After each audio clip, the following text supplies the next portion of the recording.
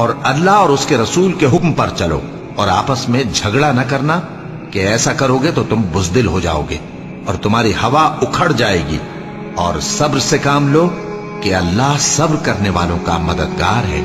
اور ان لوگوں جیسے نہ ہونا جو اتراتے ہوئے یعنی حق کا مقابلہ کرنے کے لیے اور لوگوں کو دکھانے کے لیے گھروں سے نکل آئے اور لوگوں کو اللہ کی راہ سے روکتے ہیں، اور جو اعمال یہ کرتے ہیں اللہ ان کا احاطہ کیے ہوئے ہے۔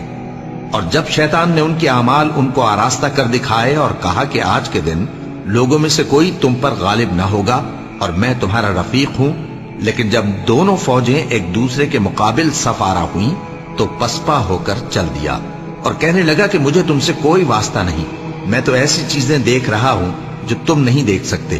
مجھے تو اللہ سے ڈر لگتا ہے اور اللہ سخت عذاب کرنے والا ہے۔ اس وقت منافق اور کافر جن کے دلوں میں بیماری تھی کہتے تھے کہ ان لوگوں کو ان کے دین نے مغرور کر رکھا ہے، اور جو شخص اللہ پر بھروسہ رکھتا ہے تو اللہ غالب ہے، حکمت والا ہے۔